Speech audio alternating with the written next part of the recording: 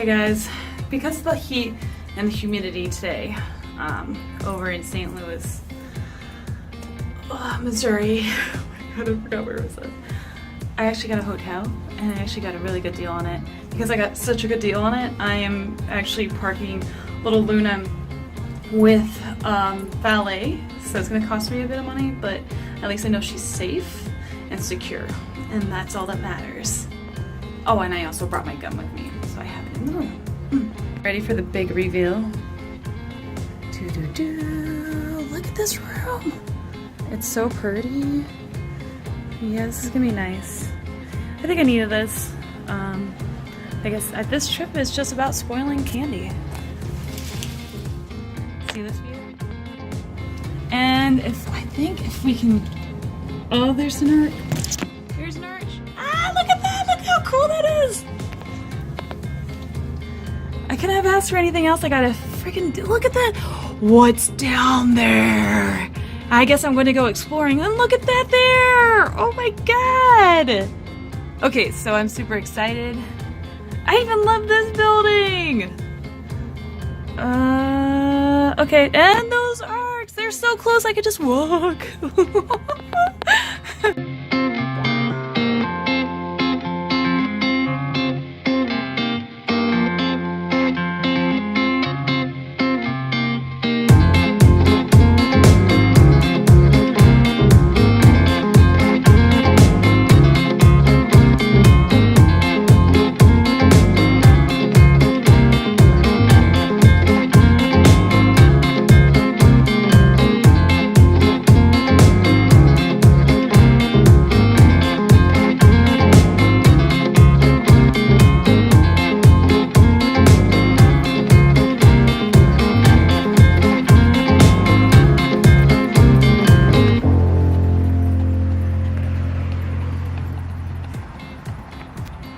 Whose Lime bike is that? Whose is it?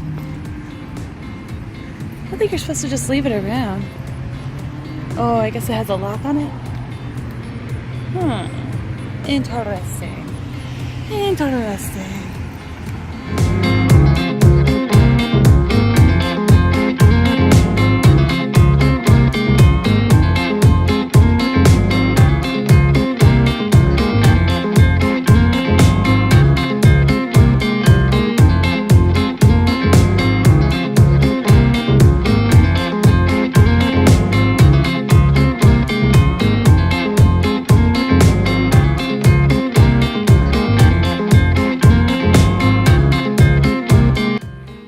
I just wanted to give you a little nice ending to this video. Sometimes I forget to do that and it's just like this abrupt ending. You're like, oh god, it's an ending. And I also wanted to give you a little bit of this view to take in still. So I enjoyed myself in St. Louis. When I went out walking, it was about 6 p.m. and everything was basically closed down. So I walked to the sculpture that was down there, got some pictures, then saw that the brightly colored like gravel was actually a park, and if you stepped on it, it was super squishy, which was really awesome. And then there was like another water fountain, and that's cute and everything, but I really wanted to get into that. It's just that I didn't want to be soaked, and if I started that, I would just get soaked. So then I walked to the arches. I decided not to go and spend $22 just to go up into the arc, only because I get motion sickness, and that's really high, and it's like an elevator all the way up. And I remember one time when I was on an elevator, I ended up puking, so I would rather have my Dramamine or ginger with me, and I didn't have that at the time, so it's not like something I have to do.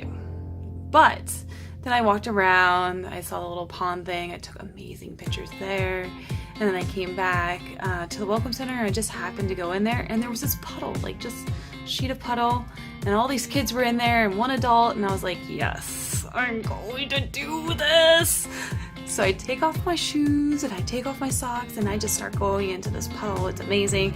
I try to take footage. It's really hard, but I did take some footage of like the kids in there.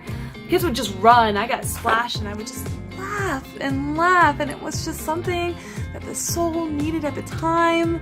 And then I'm doing my thing, like pushing the water with my feet, and here comes this little girl. She's super cute, and she's like, I wish there was fish in here. And I was like, oh yeah, that would be good. And she's like, yeah, and then they would follow us. And I was like, yeah, and they would nibble our toes. And she's like, yeah. And I go, well, what color fish should we have in here? And she's like, orange. And I'm like, well, orange is a good color. And she's like, and black. And I'm like, but that's Halloween colors. And she's like, yeah, Halloween's like my favorite month. And then her grandma goes, that's because your birthday's around there. Good old adults ruining everything. And then we just continued talking, and I was like, well, you do realize that, you know, if we were to have fish in here, there would have to be signs that say only walking and no running, because if they, like, anybody ran, then the fish would get smashed, and that would be bad. And she's like, yeah, but they don't have those signs posted, so we can't have the fish. And I was like, right. Then she told me about her brothers and sisters. She told me about who she's rooming with in the apartment she's at, or the hotel, sorry. And how she's gonna sleep in between her grandmother and grandfather, which is super cute. And then she went on just, you know, talking and talking, and then next thing you know, she came up to me and she was like, you're my friend now. What? I'm your friend? And I was like, oh, well, friend, what is your name? And she goes, my name is Charlie. And I said, oh, my name is Candy. And then I offered my hand, I'm trying to make this work, for shakies. And then she ran back to her grandmother. It was super cute. And then she came back a few times, and we talked even more. I swear I talked to this child, I think she was 7 or 6, for about 45 minutes. And I just like loving every second of it. Best conversation I've had in a long time. Sad, but it was with the youngin', this little creature. It was adorable. Then, of course, her grandma said that they had to get going, and she left. And before she left, she said, "Goodbye, friends."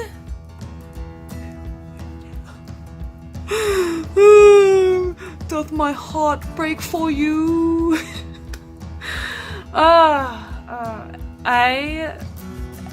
I couldn't have asked for a better day. Then I sat there for a bit. I got to watch some of the kids laughing, having a good time. It's a joy. It's a joy to just take your time and just be there. Be there. Be in the now. Be there. Okay, so now for some serious talk. I am spoiling myself with this hotel. I know I posted this. It's probably going to be in a previous one. But I'm so happy that I did. Even though there's a dog howling on one end and my neighbors over there were making some noises.